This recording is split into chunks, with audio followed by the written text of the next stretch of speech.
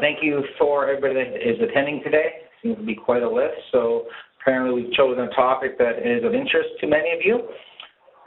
So as you're aware, we're going to be covering working with commercial audio in the hospitality industry. This is a topic that comes up a lot, and people are unsure of how to handle it. Sometimes the end user is not sure what they really want. I spend a lot of time on the road, and many times I do dine in certain facilities that really don't have audio that's up to par. And it's important that in these environments that it is offering a certain atmosphere that is required. So we're going to go into kind of back and forth between, we'll start off with requirements. Actually, an overview should be on the next slide here. We're going to look at requirements that a facility would have. One topic which comes up a lot is stereo versus mono, 8-ohm versus 70-volt in this type of application. Functionality that's required, product selection, and system example. Actually, we're going to kind of go back and forth between product selection and system example as we go through the various slides and really look at what is required in the products that meet those discussed requirements. So getting on the first topic is requirements. So of course, as it is in any audio application, proper audio coverage creating desirable atmosphere. In hospitality, if we look at example of a bar or restaurant, something like that, atmosphere is everything. A lot of money is spent on design, aesthetics, visuals, and the audio component sometimes is overlooked, where maybe the end user has spent a lot thinking about how it's going to look and the kitchen side of things and functioning that way, but forget that audio does create the atmosphere. If music is incorrect, let's say the sources are wrong, that's one thing. But when it comes down to sonic qualities, levels, too high, too low, ability to have different sounds in different areas overlooked, that can take away from the atmosphere. So really focusing on what is required to maybe it's a certain brand or a chain that you want to represent a certain outlook, or maybe you're just looking to obtain a sports bar has a certain kind of requirement for high impact for sports and so on. So it's important to discuss the atmosphere and have the proper coverage to meet those requirements. Visual aspect is key. How do the speakers blend in? Some applications you don't want to see the speakers in these facilities. Others, it's part of the atmosphere, something large, robust, things like that. So aesthetics and where you can mount, where you don't want to mount comes into play. Variety of uses. Variety of uses in a hospitality environment. It could be, again, as I mentioned, sporting events around a bar. So you want high impact, maybe some bass in there. There could be a dance floor. Again, that's where we require a louder SPL in those areas. Maybe extended low frequency, so subwoofers. General dining is just nice, smooth covering in those type of areas. You could have multi-purpose rooms. In those multi-purpose rooms, they're an income generator. So you definitely want to look at having audio systems that add to a rental application where you could tie in certain multimedia, not necessarily projectors, but audio sources from computer or video and things like that. Then you've got patios and speakers out there. So you look at each space and how it's going to be used, and as well as how it's going to be controlled, which takes us to ease of use. This point comes up a lot in these type of facilities, whether audio sources need to be changed or volumes need to be changed. You could have applications where it's 2 o'clock in the afternoon and the restaurant or this multifunction room is, not that busy, but give it a couple hours, maybe at a rush time around 5 o'clock, it's very busy and lots more people in the facility. Therefore, the ambient noise gets a lot louder. So how easily can you adjust for that or change sources? Maybe there's a certain hockey game on and you want to hear that through the bar area. So how easily can you add that audio source? So ease of use is something that's really key because a lot of times it's the wait staff or the manager of the facility doing that, and you want to be simple for them to operate and quick and easy for them to operate. Ease installation, again, running wires, and we'll get into that when it comes to 70 volt versus 8 ohm. So that's something to pay attention to when the end user may ask for 8 ohm audio. Well, what does that mean, and what does it mean to installation and the cost of installation? Reliability is definitely a very big key.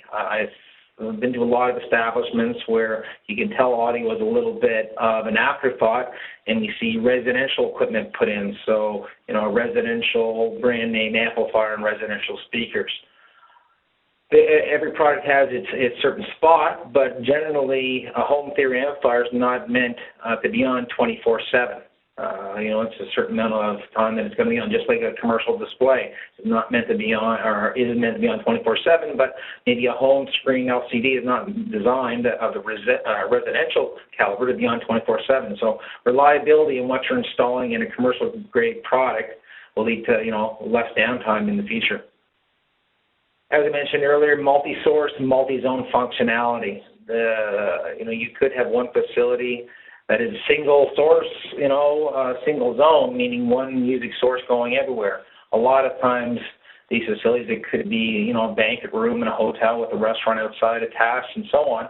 You want to be able to put different music content in different areas, depending what the requirements are. And by doing that, you're increasing revenue on multi-purpose spaces. Rooms that can be used for business dinners. They could be used for some kind of presentations. Could be used, and if you look at hotels and convention centers for weddings and conventions and so on. So it's important to look at those uses and what's required. So by installing a system that can meet those uses, then the facility operator doesn't have to potentially rent out equipment and the added cost of that. They can actually build that into their system and offer that to the end user without having additional rental requirements. So this is the main requirements that these type of facilities have. We've got to keep this in mind as we look at how we're going to design said systems, as well as the questions that we discuss with the end user and putting together a solution. So I kind of did up a kind of multi-purpose type facility here on the right. So we've got a bar, restaurant per se. We've got an area around here, probably some screens in around the bar. We've got a pool area. We've got an entrance over here, the main entrance in. We've got a dining room section here. And we've got a separate dining room section here. In addition, restrooms in the top right. As well as on this side of the facility, we've got a large hall area with a dividing wall. So this is more of a multi-purpose room. So it kind of encompasses everything that a facility may have. This is similar to what a hotel may have in a banquet room. So you could have a dining event going on here and maybe a stage here with a band playing in it, or it could be wide open. So this kind of covers a lot of what a facility may offer. So we have, again, dining, bar, multi-room, 1, 2, restrooms. And also, you got to think about the exteriors or an exterior patio, and that may require audio for ambience as well. So what type of audio? This comes up a lot. Whenever I have someone asking about audio for, say, a restaurant, bar, restaurant, that type of facility, a lot of times I get the requirement they want stereo sound. And they want, and they may, if they've read up, they want 8 ohm sound. Maybe they've heard bad things about 70 volts. So I kind of want to talk about what these things are and how they fit in. So if you look at what stereo sound is, stereo is, it requires 2 speakers. Pretty simple, a left and right audio channel, and they're separate. Now, in a stereo setup, you could have different information in the left channel, the right channel. In a prior life, for about 10 years, I ran my own recording studio. So when I record music, sometimes I put the acoustic guitar in the left-hand channel and maybe more of the electric in the right. If you ever listen to Beatles or Travis Hit and you put on some headphones, you'll notice that stereo field of sound going left to right. That's because different information is put into the left channel than the right channel, and that changes. In a mono system, you basically take the right and left-hand channel and combine them. So, mono channel could be one speaker, or it could be a multiple number of mono speakers, but both have the left and right channel combined. Now, if we think about where we want stereo mono in, let's say, a restaurant, if you can think about when's the last time you sat at a table in a restaurant, you were exactly centered between speaker A and speaker B, so you had a perfect stereo position. It never happens. It never happens. Either right underneath the speaker, one may be 5 feet, the other one may be 10 feet. You're never directly between them. So if you had a stereo setup in that type of environment, your chances are you're going to be closer to one speaker than the other speaker, which means music can sound very odd. You could be listening to, again, an example of a Beatles song where you hear no bass and just guitar and a little bit of vocals, because the other information is in the other channel. So it can basically be distracting, annoying, not sound accurate. So that's where, when I bring up the fact that mono is a better solution. So in mono, you're getting, all the information out of one speaker. So regardless of where you sit and where the speakers are placed, you're getting both that left and right channel information in your seating position, which is going to sound normal. So that's the key point, is generally you want mono sound. You go see a big band, at an arena or a stadium, it's going to be a mono sound. People think, stereo is better than mono. Stereo may be better in a controlled environment, in a recording studio, in your home surround sound, but in a venue where people are in different areas in comparison to the speakers, mono is a proper solution. Next, we'll look at what comes up is 8 ohm versus 70. So 8 ohm speakers, then they're a fuller frequency, so from your 20 hertz to 20 kilohertz. And in generalities, they can handle more power. There's no transformer in the middle. Dealing with 8 ohm, the key with that is that you need to deal with impedance. So as you start hooking up speakers and so on, they become a little bit harder. I believe I have an example after that of how that comes together. 70 volts, depending on the quality of the transformer, basically 70 volt takes an 8 ohm speaker, and you have a transformer added to the speaker as well as the output of the amplifier. So you do usually lose a little bit of frequency response, extreme highs, extreme lows. How much of that you lose is really dependent on the quality of the speaker. Just like all speakers aren't created equal, all transformers are not created equal. So per se, the more cheaper or inexpensive a speaker may be, the quality of the transformer might be affected by that. So you might lose more of the lows or more of the highs. And in generality as well, 70 volts are limited by the power handling of the transformer. So usually they're a lower power setup than an 8 ohm. Big advantage is easier install. You don't have to worry about impedance, series, parallel connections, and things like that, because the 70 volt transformer takes care of that. One big plus on 70 volt is each speaker has its own internal volume control.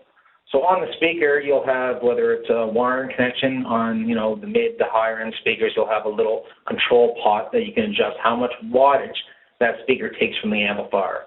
Very advantageous in hospitality. Let's use the example of a bar restaurant. Sometimes in a dining area, you'll have booths, and then you'll have higher up bar type scenarios, set up tables and chairs. So, when you're sitting in a booth, you're further away from the speaker than when you're sitting up higher in a tall backed chair. So you may have the need in certain areas to have some speakers in the area quiet or louder than the other. So, and that may change depending on when you renovate that facility. So with the 70 volt solution, you can easily go up and say, okay, that speaker's too loud in this area. I'm just going to turn down that speaker without affecting the rest of them. So you can really contour and adjust the system depending on the requirements, which is nice. That's not really an option to do when you're dealing with an 8 ohm system. So at the 8 ohm 70 volt, there's two ways at an 8 ohm scenario to hook up speakers. Series, which is over here. So you're basically going through speakers. So as you're going through speakers, you're adding up impedance. So resistance is added in series. You're going speaker 1, 2, and 3. You're adding up impedance. So just by adding 3 speakers, you're dealing with a load of 24 ohms. So that could cause a standard 8 ohm amplifier to fail. So you've got to keep within the stated impedance that amplifier wants in the 8 ohm scenario. So you may have to do a combination of series and parallel. In parallel, they're what's called inversely proportional.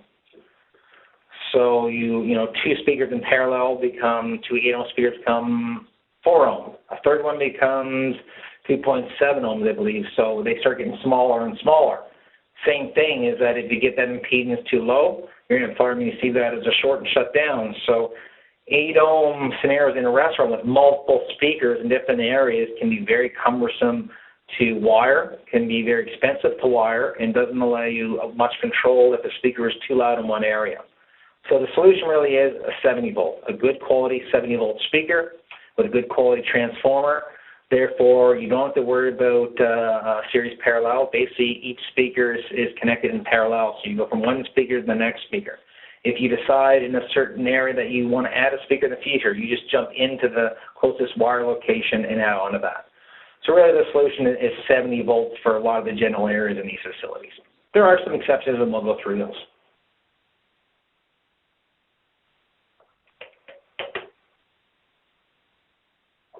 An example, after example, we'll keep popping back and forth to this one. So just reiterate, we've got our zones, our dining, our bar, a multi-room 1, multi-room 2, restrooms and exterior. So functionality, let's look at functionality. Ability to select and control sources and volume in various zones. So let's look at the dining room first and foremost. What needs to happen in the dining room? It's usually general background music. You're not putting sports in there. You're putting a certain music source that's going to create a certain ambience for the clientele you're looking to attract. Or in a hotel environment, maybe the guests there, or if it's a multi-purpose room, again, you're able to cater that background music to the environment you're looking to create. Generally not a loud volume, just a constant even coverage volume. That sounds nice from every point within that area. The bar area, usually you want to switch between various sources there. Maybe you want the same music source for the day, but then you get into soccer and sports and hockey and baseball and football. You want the ability to pick a certain source off a certain TV. Maybe it's a couple TVs you want to switch between. A lot of times in the bar side, there are multiple, cable or satellite receivers that are playing various games. So you want the ability from that bar location to pick different input sources. And generally too, sometimes that's higher impact. You want to be able to turn that up a little bit higher in that area. And that can be similar to, let's say, a dance floor area too. You want to be able to switch on to a local DJ input and have a little bit more impact for dancing. So, sometimes in that example, you may want 8 ohm because you want a little bit more impact, as opposed to the dining area. You don't need a lot of output, so 70 volts is probably your application.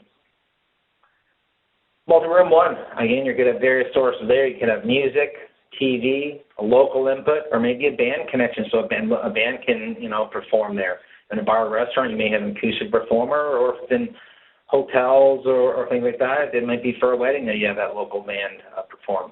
So those sources in those areas could be constant from multi-zone, multi-room 1 to multi-room 2. Restrooms, again, you're going to have sources, probably the same music as the dining room area.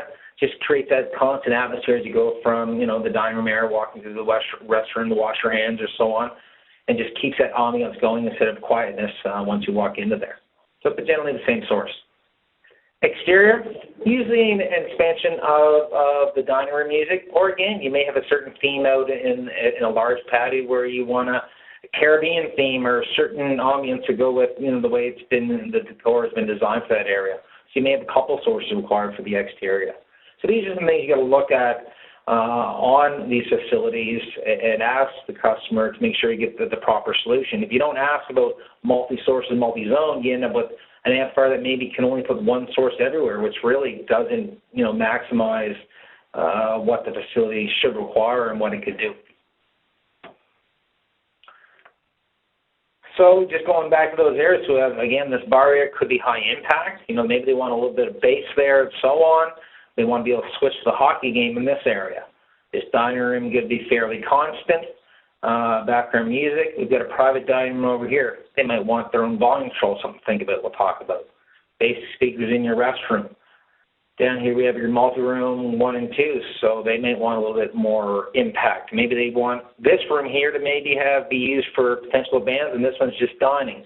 So, system can be designed based upon that discussions as you have them on the facility. So we'll look at what kind of product can do this. So we do have, not mentioned here, we do have a wide range of, single, multi, channel inputs, say 1 to 9, and single outputs. So that's would be a very basic scenario where you want the same music to go anywhere. Generally, most facilities that I go to right now would like a little bit more control than an NFC that they're using, requiring more control. So these are kind of the main two DSPs that I get into for the head end of those type of facilities, and same as in our example, where you have the different areas that require different source and different control. So on the left, we look at our 9000 series digital mixer matrix. Quickly go through what this does. So this is an 8x8 unit. So 8 input sources, 8 output zones. It's modular, so you can populate it depending on what the needs are. So if you only need 4 input zones and it's a 4-zone application, then you can have a 4x4. If that ever changes, you can populate and add as needed. There is versions with dual 60-watt, dual 120-watt, single 60, or single 120, or single 240. So wattage on board. If you need beyond that, you can go output to external amplifiers. Other advantages that you go into DSP is that there's presetups for the speakers you're using and how you're using them. Maybe you're using the speaker on its own in one area, maybe in another area you're using with a subwoofer, so you have crossover capabilities to add bass to certain areas. You have compressor circuitries for input sources. As we know, all MP3 and sources like that are not created equal. Even look at if you're playing a hockey game, the commercials tend to be a little bit higher than the game, which could be annoying in an application of a restaurant because you overpower that area. So if that goes into certain inputs, there's what's called the compression circuitry. And in that setup of the DSP, there is settings for levelers. So what it does is, regardless of the input signal level variation, it'll create a constant output. Definitely desirable so your patrons don't get annoyed and overdriven when a commercial comes on, or an MP3 that may be louder than another one. So that's the 9000. Over on the right, we have our M864D. So this is basically 8x3 with 4. So you get 8 mic inputs, 3 line level, and 4 output zones on this one. This does offer some flexibility where it does automatic R control, acoustic resonant control, which does auto equalizing of a room. So maybe it is an area that has a live venue that is a little bit echoey and so on, and you want a little bit of control to auto equalize that. This will add to that. Additionally, this has feedback suppression. So again, great for areas like multi-purpose rooms in a hotel, convention center, live, part of the stage in a venue, because the feedback suppression will sense, when a microphone may be getting too close to a speaker source, that feedback starts, and it'll automatically reduce that frequency so you don't get that high-pitched squelch and take away from, the event that's going on. So those are two very, popular units that I suggest in these spaces. There are options for controls, a wide variety of control, but I'm just using an example that's quite popular here, which is the Zen M9014. So you could choose to put one of these, on the 9000, one in 8 zones, or one in 4 zones on the M864, and each one of those potential zones can pick their source. So it could be the background music, it could be, TV1, TV2, and local, whatever you choose for those to be. If you need more selection than that, then there are different keypads to meet the requirements. So that's your input source selection. And on the right, you have the volume control for just that zone. So again, the big advantage of having that local is that if you need, and the facility requires turning up or adjusting a certain zone, it can be done locally. So the waitress doesn't have to run back to a certain area. You can have this locally in that room under cover, and they can adjust the volume and hear what that volume is. So they're not turning up too high or too low, and they can, change the sources right there locally. In addition, on the M864, it does offer, it is a networkable device which allows you to use an amplifier to maybe control the input levels on certain inputs and change scenes depending on how the room is configured. And that's one thing I didn't mention too. With both these units, they allow you to do room combining. So just to step back again to that prior example, we have multi-room 1 and 2. Multi-room 1 and 2 can act as 2 rooms, but if there's a divider that may be open and closed, you can maybe have this act as one big large room. And there could be, 3 of these or a number of them depending on what the facility is. So you can change scenes on this to allow it to be, 1 room, 2 rooms, and so on, or you can add a basic keypad to do that. So it allows some functionality that way.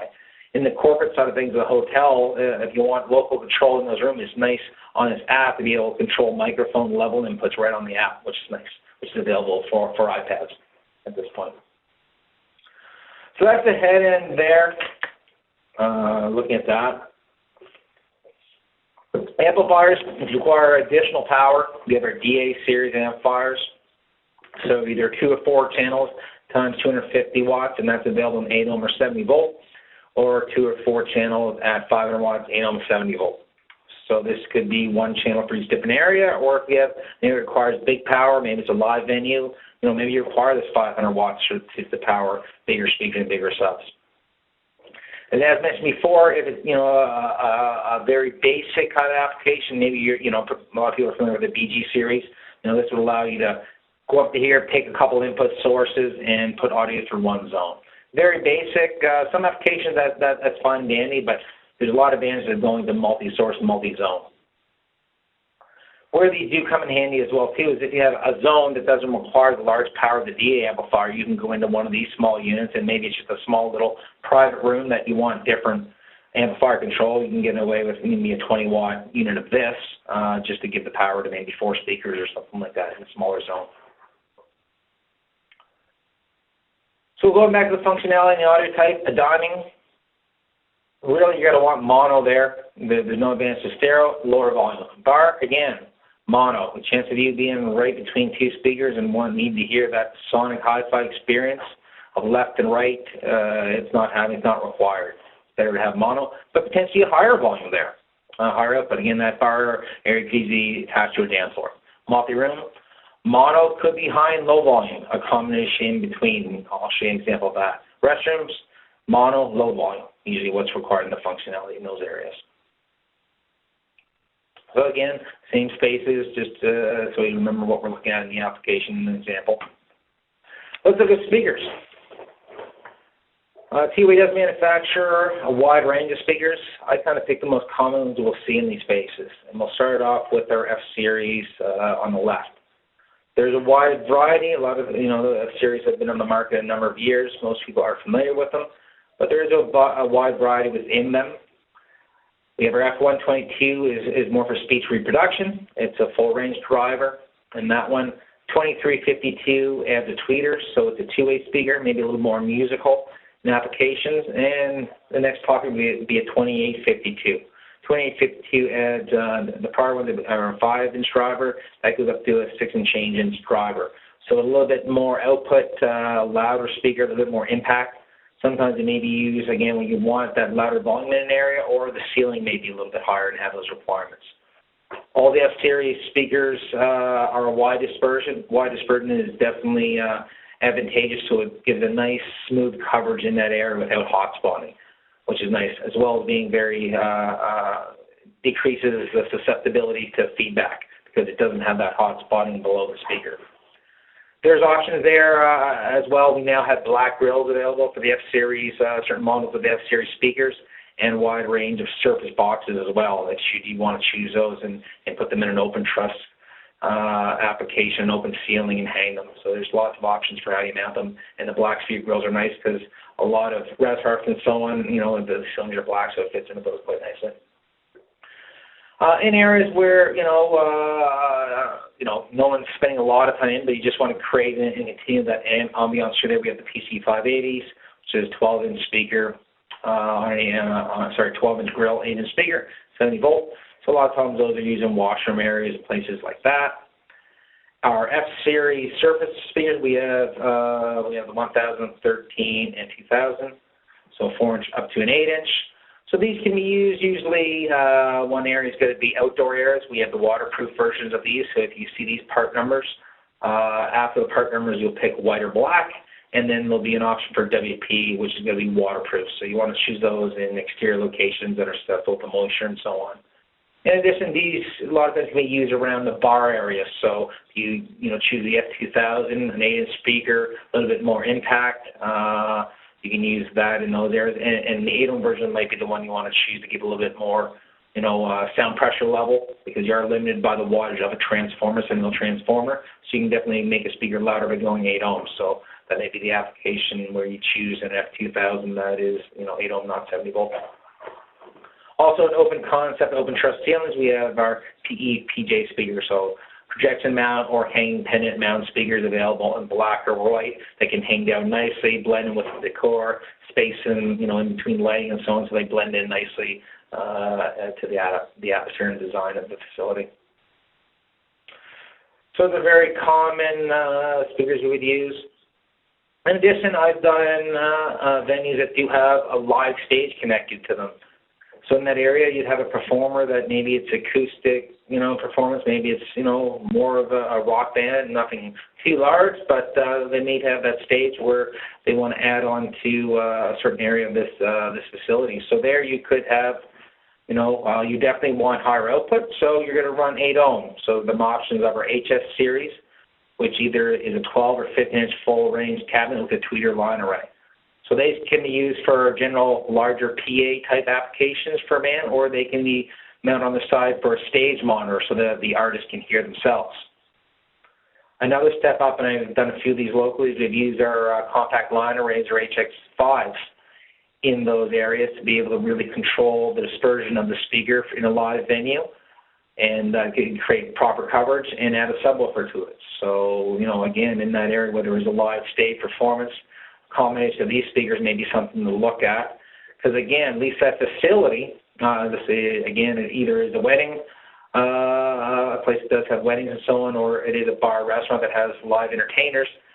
It's easier to get live entertainment when you don't have to rent a PA system gear from the setup. They don't have to bring a PA system. It's nice and easy. Bring your your guitar, bass, or whatever it is, and plug into the house system. So it becomes more of a desirable venue to play with. And generally that means that the artists aren't going to charge as much because they don't have to rent a PA and set up a PA. So there's lots of pluses for the end user when you look at, hey, do they need this in a certain area? And again, the subwoofer may be added to that bar area that wants a little bit more impact of that dance floor area. So, and generally, again, because these are higher SPLs, loudness, they're going to be running 8 ohm.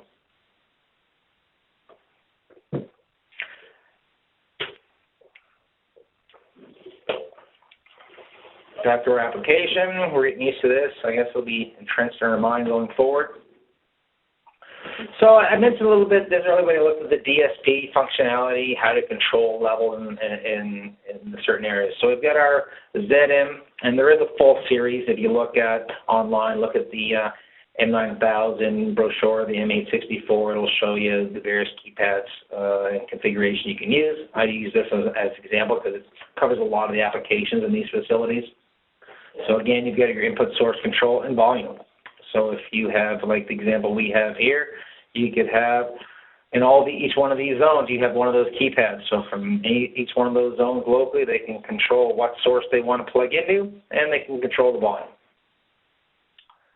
Again, maybe in that area where the live band is, where they have multiple microphones and bass and guitar and a few other things, you might want to go with the M864 that has the app where you can, it functions very similar to a mixer, an analog mixer, so you can control the mix of the vocals over the acoustic guitar and things like that. So that may be advantageous in a certain area. When we look at areas like a washroom or maybe just a pool area that just maybe you want a little bit more audio at certain times in there when people are playing pool. Just a simple, basic 70-volt volume control in line there would allow you to control, the audio maybe in your lobby area of the facility, common areas, as well as potentially maybe the outdoor patio. So that's a way to control the volumes in those areas. Again, that can't control sources; just it attenuates the volume signal. The bottom row is something that a lot of times when it's suggested, the facility owner says, wow, that's always a constant concern. And what I'm talking about is ambient noise and controlling that in an establishment. I go back to that early example where you have maybe your local restaurant on a Friday afternoon, bar restaurant. So at 2 o'clock, there's a few people in there. Some will have a late lunch or an early dinner and so on, but, it may only be 20% at capacity. But once 4:30, 5 o'clock, 6 o'clock hits, that's when the rush goes on. So that facility now fills full of people, and people make noise. So the ambient noise level at that facility goes up. So if you have your music set for that 2 o'clock, 20% capacity, and now it's full, basically you have to adjust that audio because the music's not going to be heard. So a lot of times I've been in the, in the restaurants and so on where I can't hear anything at all. So all you hear is people talking. There's no ambiance there. It sounds like a big cafeteria hall. So I don't think that's what the end user is looking to accomplish. Other times it may be too loud. It may be the opposite. It was busy and got a little bit quieter. The music's too loud. Or maybe the waitress realizes that, quickly goes over and turns the volume control, and again, it's too loud. So it's really cumbersome. It's hard to control when you're just dealing with basic volume controls and using set equipment. So a nice addition on top of this is the DPL2 and digital ambient noise controller, or for the 900 series and 9000 series mixer matrix, there is a module that allows you to do this too. So this is a digital ambient control unit. So if the system is a little bit bigger, we have a standalone or a module version. Connected to that is a digital ambient noise control microphone. So what these do is they will constantly read via this microphone the ambient noise in that certain zone. It could be you have this as one zone, or you could have breakdown into various zones. And as that ambient noise goes up, it'll also tell the unit to turn up the volume control, increase the output to the amplifiers. So then the music will go up. And as and the opposite happens too. As it gets a little bit quieter and slows down, then same idea. Then that noise, the volume output in that area will go down. So again, you set that up so you always create that proper atmosphere in that area without overdriving too much sound in a certain area and taking away from the pleasure of the patrons in that facility. So it's a really nice way to automate the system so you don't have to worry about it, you don't offend anybody, and the staff there don't have to worry about touching it as well. They can focus on their job at hand, whether it's greeting or serving and so on. So it's a nice add-on to a facility to again, add to that ease of use and to make sure that it's adding to the atmosphere required. So something to pay attention to. So now we get to that example. We've covered a few different speakers and uses and so on. I'll kind of go through what I thought of for this particular facility. So we've got our bar area. We want to hopefully see the New Jersey Devils win a Stanley Cup again. I don't know if that'll ever happen, but we want to be able to crank the tunes in this area. So we've got our 8-ohm F2000s here. We want a little bit more bass impact, be able to turn it up here for hockey games and football or so on. And we've added a sub here too. So these are all 8-ohms. So these are going to be higher powered, require DA amplifiers, and require, a little bit not as simplified wiring as 70 volt, but they're all in one area, and that's what's required. We do have a keypad here. That'll allow us to pick general background music as the rest of the facility, as well as switch between a couple of, TV source boxes to switch for games, and maybe a local input for MP3, whatever they're using for general music. The common areas, based upon the dining room, we've got our wide dispersion F122 speakers. In this area, it's a drop ceiling, let's say. But this is our main dining area, so that's a common area, one source. We also have an area over here with some seating. That's open truss, so we've got some pendant speakers hanging there. This area here, we have a keypad that controls that particular area, so you can, particular area that you can pick your sources. And we also decided that, again, that area can get very busy along this dining room over here. So we've added ambient noise control and reading of that. So again, it can ramp up the general areas depending on how many tables are in use here and the capacity of which this facility is in. So we've added that to the system. Again, flush mount F122s in the closed-off dining room. And we have a separate volume control here. They don't need to pick a different source, but sometimes they want to just control the volume there and turn it up or lower. So they're always listening to what the dining room is listening to, but they just have control of the volume in that area. Same as the restrooms and the washrooms. They have, more of a basic type of speaker there for sound reinforcement, or F2852, very nice sounding speaker as well, and general volume control in that area, as well as the pool area. Open truss concept there. They sometimes want to turn up that area a little bit more. Maybe it's in the evening, 8, 9 o'clock, and the pool tournament's happening, so they want to be able to get a little bit more impact there. Then we look at our multi-purpose room. So there we've got one room that can be split into two. So we do have a keypad that allows it to do it, as well as localized keypads here as well. So that can make this system act as two separate zones, or we can take away this divider and have one big area. So we figure more than likely this is going to be a banquet type room. And sometimes they'll have dances there. Sometimes they hire some local talent to play over in multi-purpose room 1. So we've got F122s in the ceiling there, control. Over here, we say, well, there's a stage here. So we're going to add our HX5s there, permanently mounted above the stage. And then we also have a subwoofer here. So again, this is going to be 8 ohm, full range. So we use our bigger DA amplifiers, around 8 ohm. But this area is still going to be 70 volts. So you think of the scenario if this wall is gone, maybe it's a wedding reception. So you have X amount of tables here with general coverage for people sitting down. So if there is someone on the stage talking or a head table, they're going to get that information here. And later on, you switch to the dance floor that opens up here, and they've got that good impact for the DJ to type into it. All without having to order, rent a separate system, have that set up, and so forth. So it's all utilizing equipment that's already installed in this facility. And if this isn't a bar restaurant, it's a hotel with a restaurant attached and so on. And additionally, we've got our patio outside here. So we've got maybe a section over here, patio speakers, our patio area with chairs and so on, and a section over here. So that gives an overview of some, various speakers we talked about working. Now, this one we know we have more than 4 zones. So we have 1, 2, maybe 3, 4, 5. We could probably shrink it down to 4 zones, but just remember the M864 is limited to 4 zones on output control, and the M9000 is 8 zones. So you've got to keep paying attention to how many inputs and how many outputs as you start breaking these down. To help gather your information, you can find this design checklist. This is on our website. So this will help break down those questions that we have, especially this chart down here, the amount of zones, the size of the zone. So that can help, with the amount of speakers needed, ambient noise in that zone, so we know how it's being used.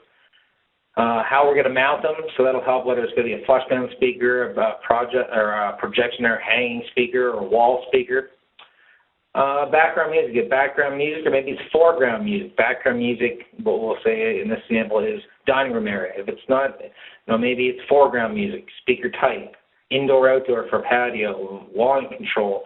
So this has some notes and some questions to go through as you're talking to the client or putting together a system to gather the right information to help choose what they need in the way of DSP and speakers in certain areas. And then how you're going to wire them, whether it's going to need to be higher SPL and 8 ohm in a certain area, where the rest is going to be 70 volt. So this is available on our website, and once it's filled out, you can pass this on. Any RSMs across Canada can help you out, or a tech design team can help, get the ball rolling, putting a design together for this particular facility. The stereo versus mono. Mono is definitely the solution. As I mentioned, if you're sitting in this table right here, you're only hearing one speaker, so you're not sitting directly between them, so mono is the solution over stereo in this application. And then from there, it's just breaking down whether you need high impact and high volume in certain areas over just background music, and they'll tell you whether it's 70 volt or 8 ohm.